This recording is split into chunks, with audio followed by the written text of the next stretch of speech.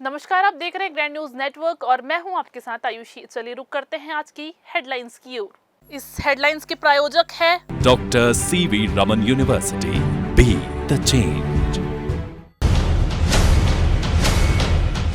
प्रदेश कांग्रेस के सह प्रभारी ने ली बैठक, कार्यकर्ताओं को एकजुट रखने के दिए निर्देश, स्थानीय चुनाव में जीत का किया दावा। प्रियंका देवांगन हत्याकांड को लेकर स्थानीय लोगों में खासा आक्रोश, न्याय की मांग को लेकर कलेक्ट्रेट का किया घेराव।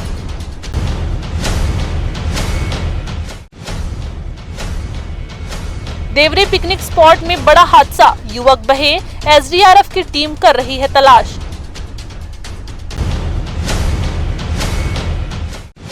और सिविल सर्जन ने 47 डॉक्टरों को थमाया नोटिस, 24 घंटे के भीतर नोटिस का जवाब देने के आदेश, हो सकती है बड़ी कार्यवाही। तो ये थी आज की हेडलाइंस। चलिए एक नजर डालते हैं आज की तमाम खबरों की ओर। आगामी नगरीय निकाय और पंचायत चुनाव को लेकर छत्तीसगढ़ की राजनीतिक पार्टियों ने अपनी तैयारियों को तेज कर लिया है। खास तौर पर छत्तीसगढ़ की दो प्रमुख पार्टियों भाजपा और कांग्रेस के द्वारा आगामी स्थानीय चुनाव को लेकर कार्यकर्ताओं को रिचार्ज करने के साथ ही उन्हें आवश्यक दिशा निर्देश भी दे रही है। इसी घड़ी में सोमवार को जिला कांग्रेस कार्यालय में छत्तीसगढ़ प्रदेश कांग्रेस के सह प्रभारी विजय जांगिड़ ने कांग्रेस कार्यकर्ताओं की बैठक ली।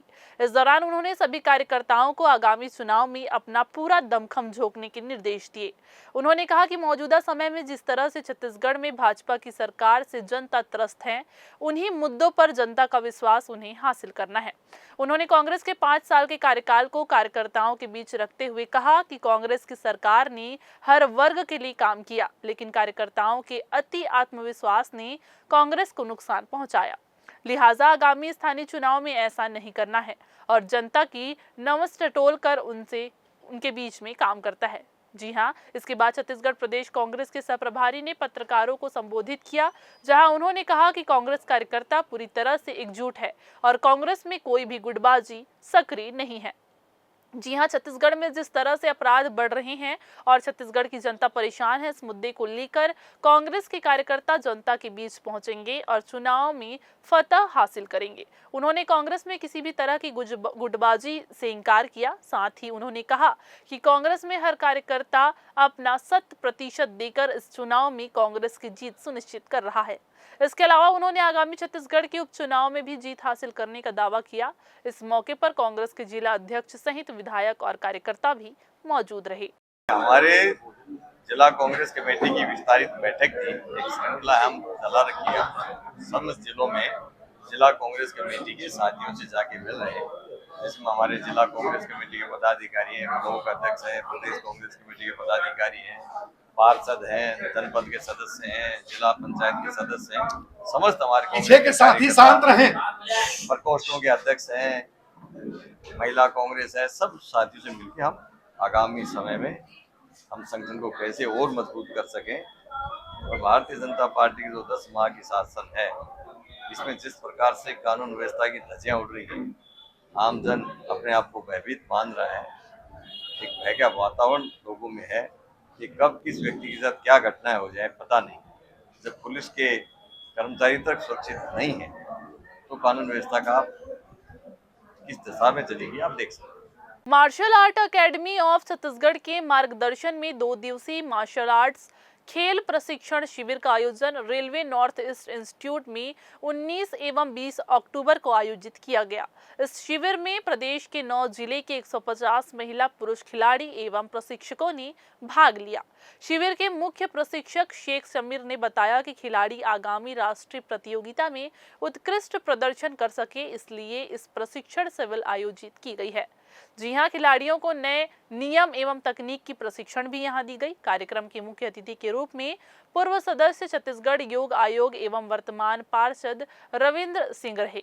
साथ ही साथ कार्यक्रम की अध्यक्षता बिलासपुर रेलवे मंडल खेल सचिव अमरनाथ सिंह के द्वारा किया गया और विशिष्ट अतिथि के रूप में रेलवे नॉर्थ ईस्ट इंस्टीट्यूट के सचिव नवीन कुमार और प्रवक्ता छत्तीसगढ़ एथलेटिक्स संघ हेमंत सिंह परिहार, समाज सेवक संजीव पाल, अनिल कोषाध्यक्ष railway north east institute Hari Naidu, संस्थापक नायडू डांस क्लास यू मुरली राव आयोजन सचिव के अलावा भी अन्य अतिथियों की उपस्थिति में खिलाड़ियों को प्रमाण पत्र भी वितरण किया गया। छत्तीसगढ़ स्टेट क्रिकेट संघ द्वारा आयोजित under 19 elite group one day inter district cricket प्रतियोगिता का आयोजन किया गया, जिसका सेमीफाइनल मैच धमतरी के मैदान में बिलासपुर बनाम राजनांदगांव के मध्य खेला गया, जिसमें बिलासपुर के कप्तान आदित्य श्रीवास्तव ने टॉस जीतकर पहले बल्लेबाजी करने का फैसला लिया। पहले बल्लेबाजी करते हुए अनुज चंद्रा और ऋषभ शर्मा के शानदार 143 रनों की साझेदारी के बदौलत बिलासपुर ने निर्धारित 50 ओवर में 8 विकेट खोकर 292 रन बनाए। इस तरह बिलासपुर ने राजनांदगांव को 94 रनों से हराकर फाइनल में जगह बना ली। बिलासपुर अपना फाइनल मैच 22 अक्टूबर को राजनांदगांव के मैदान में रायपुर के मध्य खेलने उतरेगी। बिलासपुर जिले के रतनपुर क्षेत्र में पुलिस अधीक्षक रजनीश सिंह के निर्देश पर अवैध शराब विक्रेताओं और ढाबों में शराब सेवन करने वालों के खिलाफ सख्त कार्यवाही की जा रही है। यह कदम सड़क दुर्घटनाओं में हो रही वृद्धि को रोकने के उद्देश्य से उठाया गया है। पुलिस ने राष्ट्रीय राजमार्गों पर स्थित ढाबों पर छापेमारी अभियान तेज कर दिया है, खासकर उन स्थानों पर जहां अवैध रूप से शराब बेची जा रही है। जी हां, शनिवार को बिलासपुर अंबिकापुर मार्ग पर स्थित रतनपुर के कई ढाबों पर पुलिस ने छापेमारी की। इस दौरान कर्रा के कुलदीप ढाबे में शराब पिलाते हुए पाया गया, जिस पर ढाबा संचालक के खिलाफ कड़ी कार्यवाही की गई। पुलिस ने इस छापेमारी के दौरान कुल 6 ढाबों की जांच की, जिसमें गहलोत ढाबा भी शामिल था। रतनपुर थाना प्रभारी रजनीश सिंह ने कहा कि वरिष्ठ अधिकारियों के निर्देशानुसार अवैध शराब बिक्री और ढाबों पर शराब पिलाने के मामलों में सख्त कार्यवाही जारी है। कर्रा के कुलदीप ढाबे पर शराब सेवन कराए जाने की पुष्टि होने पर ढाबा संचालक के खिलाफ कानूनी कार्यवाही की गई है। पुलिस का ये अभियान क्षेत्र में शराब की अवैध बिक्री और सड़क दुर्घटनाओं को रोकने के लिए। दीपावली पर्व को अब कुछ ही दिन शेष रह गए हैं। ऐसे में दीपावली के समय पटाखे का व्यापार करने वाले अस्थायी दुकानदारों को रेलवे परिक्षेत्र में दुकान लगाने की अनुमति रेलवे द्वारा प्रदान की जाती है, लेकिन अब तक रेलवे के पटाखा व्यापारियों को रेलवे के द्वारा दुकान लगाने की अनुमति प्रदान नहीं की गई, जिसके बाद सोमवार को सुबह से ही पटाखे व्यापारी रेलवे के अधिकारियों से चर्चा कर इस पर निर्णय करने जूझते रहे। तो वहीं लगातार बातचीत और वार्तालाप के बाद शाम को यहां व्यापारियों को रेलवे के द्वारा अनुमति प्रदान की गई। हालांकि रेलवे का तर्क था कि सुरक्षा की वजह से उन्हें स्थान में परिवर्तन करने की बात कही गई है, लेकिन व्यापारियों का कहना है कि लंबे समय से यही पटाखे की दुकान लगाते आ रहे हैं और सुरक्षा के भी पर्याप्त उपाय यहां किए जाते हैं। ऐसे में रेलवे द्वारा केवल मनमानी स्वरूप इस तरह से व्यापारियों को परेशान किया जा रहा है, लेकिन रेलवे ने व्यापारियों की बात को मानते हुए यहां दुकानों का आवंटन कर दिया है, जिसके बाद उम्मीद की जा रही है कि मंगलवार तक व्यापारियों को दुकान लगाने लिखित में अनुमति प्रदान कर दी जाएगी। आ गया है, समय आ गया है, लेकिन मेरे को जो जानकारी मिली है उसके हिसाब से डीआरएम के पास से छुट्टी के कागज डीएन ऑफिस आ गए हैं। जहाँ तक आशा करता हूँ कि आज या कल हम लोगों को आदेश मिल जाएगा और हम लोग अपनी दुकान शांतिपूर्वक लगा पाएंगे, ऐसा उम्मीद करता हूँ। व्यवस्थित ढंग से। काफ़ी विलम्ब नहीं हो गया आपको ऐसा लगा? रेलवे मनमानी नहीं कर रही है? नहीं, इसको अपन ज़्यादा विलम्ब नहीं बोल सकते, फिर भी अभी समय है। वो पहले तो इससे भी ज़्यादा विलम्ब से मिला है आदेश, मगर इस बार मिल जाएगा तो बहुत समय पर है, सारा काम व्यवस्थित रूप से हो जाएगा और हम लोग दुकान शांतिपूर्वक लगा पाएंगे, ऐसा हमारा विश्वास है। सर, ऐसा कहा जा रहा है कि सुरक्षा उपायों को लेकर ये जो स्थान है उसे देने पर रेलवे सहमत नहीं था, तो उसे लेकर अब सहमति बन गई है? नहीं, रेलवे सहमत था, ऐसी कोई बात नहीं थी, मगर कुछ अधिकारी उसमें अपने विचार व्यक्त कर रहे थे। वो अलग से उनके विचार थे, मगर जो प्रोसीजर था, जो प्रक्रिया थी आवेदन देने की और स्वीकृत होने की, वो बाकायदा चल रही थी और उसके आधार पे मिल जाने की आशा है। फिलहाल वक्त हो चला एक छोटा सा ब्रेक लेने का। ब्रेक के बाद जारी रहेंगी खबरें, आप बने रहिए ब्रेक की।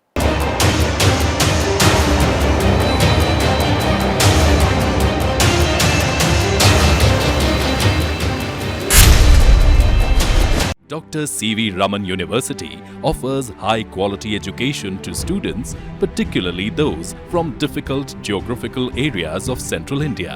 The flourishing 70-acre campus boasts of more than 120 state-of-the-art laboratories, smart classrooms, research centers, and a plethora of on-campus facilities that provide easy access. Dr. C.V. Raman University. Break के बाद आप सभी का बहुत बहुत स्वागत है। बिलासपुर में हुए प्रियंका देवांगन हत्याकांड को लेकर क्षेत्रवासियों का आक्रोश भड़का हुआ है। परिजन व क्षेत्रवासी घटना को लेकर खासी आक्रोशित है। इसी कड़ी में आज आक्रोशित क्षेत्रवासियों ने न्याय की मांग को लेकर कलेक्ट्रेट का घेराव किया। इस दौरान प्रदर्शनकारियों ने जमकर नारेबाजी करते हुए आरोपी के खिलाफ सख्त कार्यवाही के साथ फांसी की सजा देने की मांग की। आक्रोशित क्षेत्रवासियों ने कलेक्टर को मांग पत्र सौंपते हुए कहा कि जिस तरह घर में घुसकर युवती की निर्मम हत्या की गई है, ऐसे में आरोपी को इसकी सख्त सजा के रूप में फांसी की सजा मिलनी चाहिए। आगे उन्होंने कहा कि बेटियां पहले बाहर और अब घर तक में सुरक्षित नहीं है। आरोपी घर में घुसकर बेखौफ वारदातों को अंजाम दे रहे हैं और बेटियों को निशाना बना रहे हैं। ऐसे में आरोपियों को सबक सिखाने के लिए उन पर सख्त कार्यवाही की जरूरत है। जी हां, इसके साथ ही क्षेत्रवासियों ने प्रियंका के आरोपी को फांसी की सजा देने की मांग भी की। गौरतलब है कि पिछले बीते हुए 18 अक्टूबर को सरकंडा क्षेत्र में युवक ने युवती के घर में घुसकर उसकी निर्मम हत्या कर दी गई थी, जिसके कारण ये विरोध प्रदर्शन किया जा रहा है। अभी 18 तारीख को हमारी बेटी प्रियंका देवांगन हमारे मोहल्ले चिंगराजपुरा कुंडूवाड़ी पर एक दिन दहाड़े 8:30 से 9 के बीच में एक वारदात हुई है। उसके हम लोग खिलाफ की आरोपी को फांसी देने के लिए लोग आए हैं और छत्तीसगढ़ में ये पहला वारदात तो खैर नहीं है, तो उसके लिए बोलना बेकार है। और हमारे चिंगराजपुरा में 6 महीने के अंदर में 8 मर्डर हो चुकी है। अभी एक हफ्ता पहले एक आदमी ई रिक्शा वाले मेरे ही सदस्यगढ़ को स्कूल चौक में पत्थर पटक के मार दिया गया। वो पहले भी 2-3 मर्डर कर चुका है। मैं तो पेपर में पढ़ी हूँ, ऐसा तो जानती नहीं हूँ। अब ये भी हमारी बेटी के साथ ऐसा हो गया। भलो आदमी है तो चलो आपस में एक दूसरे में लड़े मारे हैं, लेकिन हमारी बेटी किसी का क्या बिगाड़ी।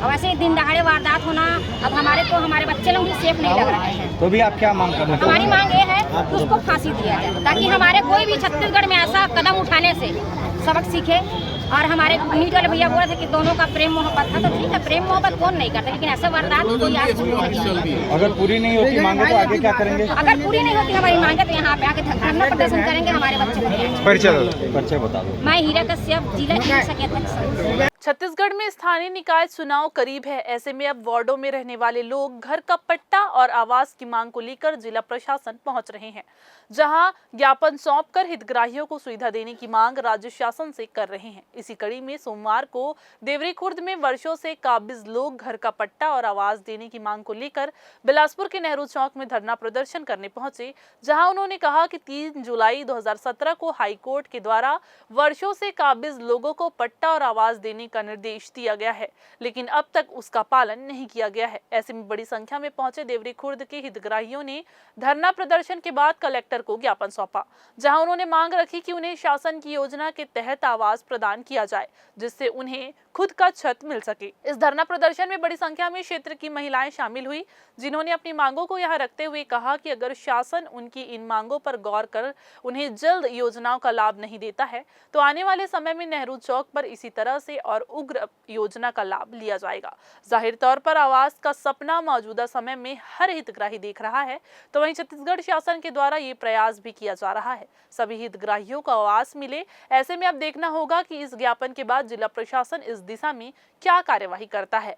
छत्तीसगढ़ महिला सभा के सचिव आप में से जो आज अभियान निकाले हैं कि आप मन के जो निवास है वो पर पट्टा होना चाहिए, ये तो अच्छा बात है। पहली बात, सबसे बड़ी दुख की बात तो ये है कि जिन भारत देश के हम निवासी हैं, हम वही रहे के अधिकारी नहीं हैं। ये हमार नहीं, ये कानून के कहना है, ये शासन के कहना और सरकार के कहना है। तभी आज हमारा रोज में पट्टा मांगे पर निकल पड़ी। सबसे पहले मौका ये देख के ये समझ नहीं आते कि हम ये देश के आम के लोग हैं। अगर ये देश के होते तो हम लोग पट्टा मांगे। आने वाला दिन में जो भी प्रोग्राम होगा, शर्मा जी जो इस बात को रखेंगे, अभी बताएंगे कि कलेक्टर से क्या बात हुआ है और हम लोग को क्या करना है आने वाला दिन में। और बहुत तैयारी से ये मत सोचिए कि आज आ गए हैं तो आपकी समस्या हल हो जाएगा। ये समस्या हल करने वाले लोग नहीं है, इनको जो है घेरना पड़ेगा, इनको वहीं पर बैठाना पड़ेगा, लड़ना पड़ेगा और पार की लड़ाई लड़ना पड़ेगा, तब आपकी बातों को रेलवे में मान्यता प्राप्त संगठन के लिए आगामी दिसंबर में चुनाव होने वाला है। इसके लिए बिलासपुर के सभी संगठन अब चुनावी प्रक्रिया में शामिल होने के तहत नामांकन कर रहे हैं। इसी कड़ी में सोमवार को दक्षिण पूर्व मध्य रेलवे मजदूर संघ के द्वारा चुनाव के लिए नामांकन प्रक्रिया को पूर्ण किया गया। इससे पहले संघ के द्वारा एक भव्य नामांकन रैली निकाली गई, जो स्टेशन परिक्षेत्र का दौरा करते हुए जोनल मुख्यालय पहुंची। इस दौरान संघ के चुनाव लड़ने वाले पदाधिकारी ने केवल ओल्ड पेंशन स्कीम को लागू करने और रेल कर्मचारियों के हित में कार्य करने के वादों के साथ इस चुनाव मैदान में जाने की बात कही। इस दौरान बड़ी संख्या में पहुंचे मजदूर संघ के सदस्यों ने आगामी चुनाव में जीत का परचम लहराने की बात करते हुए कहा कि मौजूदा समय में रेल कर्मचारी रेलवे के अन्य संगठन से त्रस्त हो गए हैं, लिहाजा उन्होंने इस बार मन बना लिया है कि मजदूर संघ को ही संगठन का नेतृत्व सौंपेंगे। देखिए, पूरे भारत वर्ष में जितने भी 17 जोन है उसमें यूनियन के मान्यता के लिए चुनाव होने वाला है और जो दिसंबर में 4, 5 और 6 दिसंबर को होने वाला है, इसके लिए सभी यूनियन अपना नामांकन दाखिल कर रहे हैं। इसी तारतम्य में हम लोग भी दक्षिण पूर्व मध्य रेलवे मजदूर संघ आज अपना नामांकन भरने जीएम कार्यालय जा रहे हैं। क्या आप लोग इस चुनाव में लेके जा रहे हैं, किन मुद्दों पर आप चुनाव लड़ रहे हैं? हमारे इस चुनाव का मुख्य मुद्दा है, वैसे तो रेलवे कर्मचारियों की समस्याओं का अंबार है, अगर हम बात करें तो शाम तक ख़त्म नहीं कर पाएंगे समस्याओं की बात, लेकिन अभी मुख्य रूप से हमारे रेलवे में जो न्यू पेंशन स्कीम उसको यूपीएस में ये जो वर्तमान में दोनों जो सत्ताधारी यूनियन है AIRF और NFIR, ये जो एनपीएस को यूपीएस में मान गए हैं, जबकि हमारा मांग है ओपीएस सिर्फ ओपीएस। दक्षिण पूर्व मध्य रेलवे मजदूर संघ मुख्य रूप से सिर्फ ओपीएस की लड़ाई को मुख्य मुद्दा बना करके यह चुनाव लड़ रही है और हम विश्वास करते हैं जब तक कि हम ओपीएस भारत सरकार से नहीं ले लेंगे तब तक कि हम चैन से नहीं बैठेंगे। मुद्दा वही है, हम लोग का दिसंबर में रिकॉग्निशन के लिए जो इलेक्शन होने वाला था, आप लोग जानते हैं 10 साल पेंडिंग पड़ा हुआ है, इसलिए अभी रेलवे बोर्ड से आया है 4, 5, 6 दिसंबर में इलेक्शन होने जा रहा है। इसका नामांकन का डेट 1 से 25 तक रखा गया है। मजदूर संघ पहला यूनियन है दक्षिण पूर्व मध्य रेलवे में जो पहला हम लोग हमारा मान्यता है तो हमारा नॉमिनेशन सबमिट करने जा रहे हैं, बस यही बात है। और हम लोग आपको बताना चाहूँगा मजदूर संघ इस बार जीतने वाला है और हम लोग भारत सरकार को बाध्य करेंगे ओपीएस को लाने के लिए। छत्तीसगढ़ प्रदेश स्तर पर पंजीयन कार्यालयों में एक दिवसीय धरना प्रदर्शन किया जा रहा है। इसी कड़ी में आज बिलासपुर जिला पंजीयन कार्यालय में भी वर्षों से अपनी सेवा देने वाले दस्तावेज लेखकों और स्टाम्प वेंडरों ने एक दिवसीय कलम बंद कर धरना दिया और सरकार द्वारा सुगम ऐप लॉन्च किया गया, जिसका विरोध भी जताया जा रहा है और इनकी मांगे पूरी नहीं होती है तो ये अनिश्चितकालीन हड़ताल पर जाने की बात भी कह रहे हैं। छत्तीसगढ़ प्रदेश स्तर पे उप पंजीयक कार्यालय में कार्यरत दस्तावेज लेखक एवं स्टाम्प वेंडर, सर्वप्रथम आपको ये बता दूं आपके माध्यम से कि वित्त मंत्री के द्वारा हमारी जनमानस के बीच में हमारी छवि को धूमिल किया गया है। आत्मसम्मान को ठेस पहुंचाते हुए बिचौलियों शब्द का इस्तेमाल किया गया है, जो वास्तव में निंदनीय है। मोबाइल ऐप की रजिस्ट्री से न कि हमें परेशानी है बल्कि जनमानस को भी इससे भारी क्षति होगी। मोबाइल में टावर तो रहती नहीं जिसमें बात हो सके, मोबाइल ऐप से रजिस्ट्री कैसे होगी। तीसरी और महत्वपूर्ण बात यह है कि इसमें छत्तीसगढ़ प्रदेश में असामाजिक तत्वों को बढ़ावा मिलेगा, जिसे डरा धमका के मोबाइल ऐप में दस्तखत लेने के बाद उसकी संपत्ति उसके नाम पर रजिस्ट्री हो जाएगी। फिर यह धोखाधड़ी को बढ़ावा देने का ऐप हम लोग मान रहे हैं। रहा सवाल ग्रामीण अंचल में, तो छत्तीसगढ़ में मुश्किल से 30% पढ़े लिखे लोग हैं जो सामान्य दस्तखत करने तक की ज्ञान नहीं है। उनके लिए यह असुविधाजनक जो ऐप लॉन्च हुई है, हम कार्य करने के लिए तत्पर हैं, कार्य करते भी हैं। NDJRS के माध्यम से रजिस्ट्री किया जा रहा है और हम लोग सब सहयोग करते आ रहे हैं अभी तक के, लेकिन आज सुगम ऐप लॉन्च कर दिया गया है। सुगम ऐप में ये होगा कि यहाँ पे लाइव लोकेशन 3 फोटो क्लिक करके देना है उसमें, तो ये सब असुविधा वाली बात हो गई है, क्योंकि आज यहाँ पे बिलासपुर के लोकल की बात नहीं है, यहाँ पे 10 किलोमीटर दूर 5 किलोमीटर दूर के यहाँ जिला बिलासपुर रजिस्ट्री होती है, वहाँ लाइव लोकेशन का फोटो को खींचने जाएगा वहाँ पर 25 किलोमीटर है ना। ये सब हमारी असुविधा है, इसलिए हम लोग इसका विरोध कर रहे हैं। इसे वक्त तो चला एक छोटा सा ब्रेक लेने का। ब्रेक के बाद जारी रहेंगी खबरें, आप बने रहिए ग्रैंड न्यूज के साथ।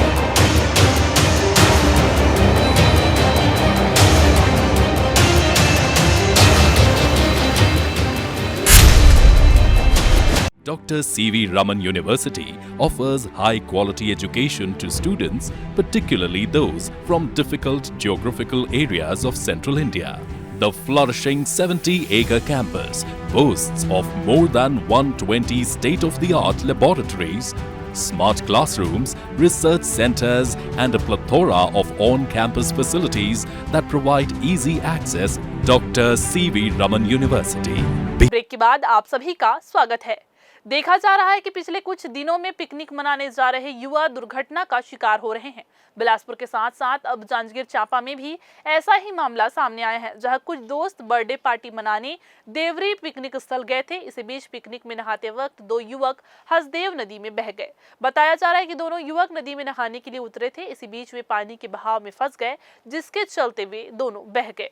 दोनों युवक कापन के रहने वाले थे, जिनमें एक का नाम लिखेश पटेल उम्र 22 वर्ष, वहीं दूसरा युवक खुशेंद्र बरेट है। हालांकि नदी के पानी के बहाव को देखते हुए प्रशासन ने पहले ही अलर्ट कर रखी थी, लेकिन फिर भी लोग लापरवाही और अनदेखी कर हादसों का शिकार हो रहे हैं।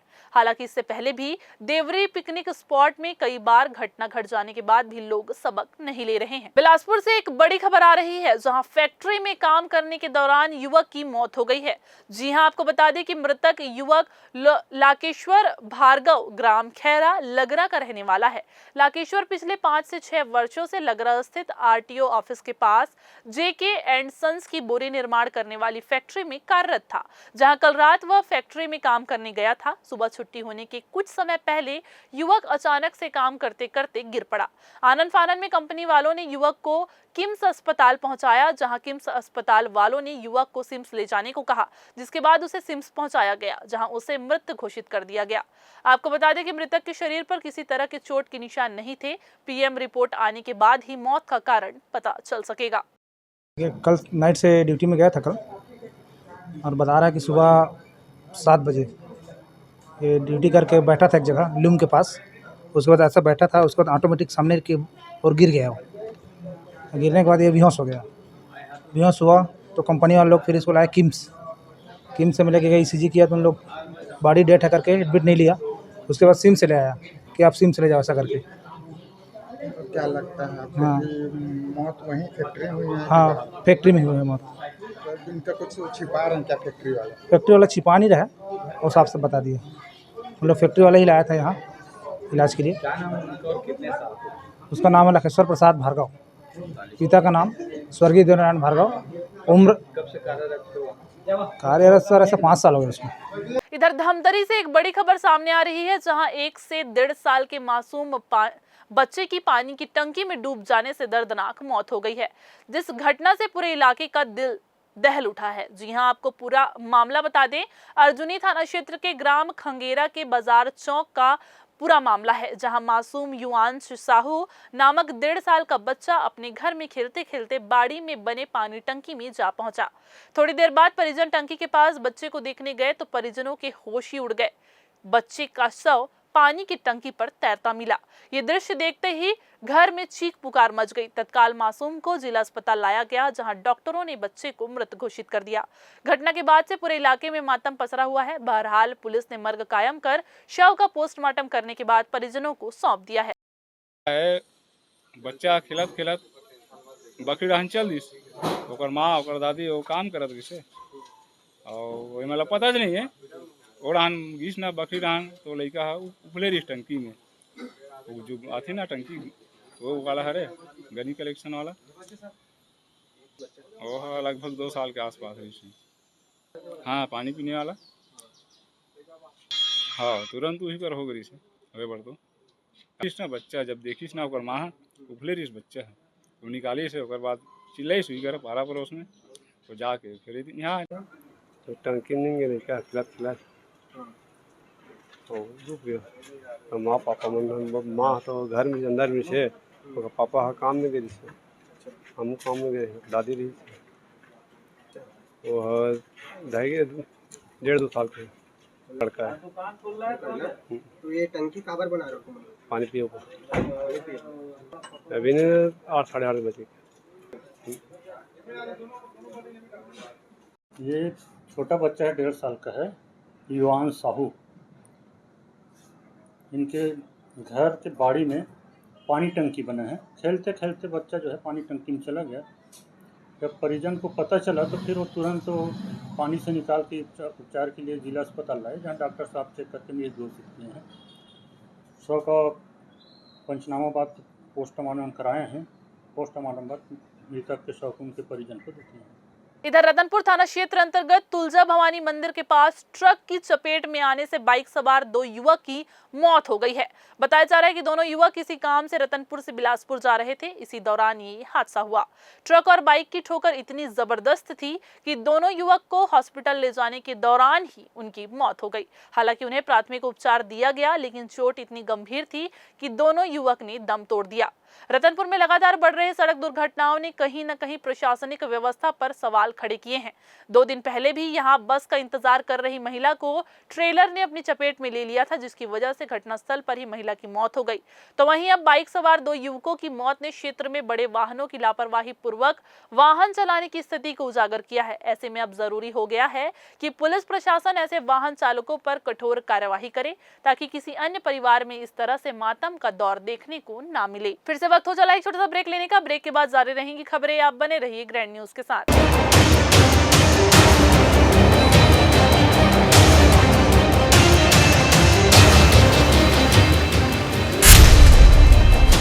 Dr. C.V. Raman University offers high-quality education to students, particularly those from difficult geographical areas of Central India.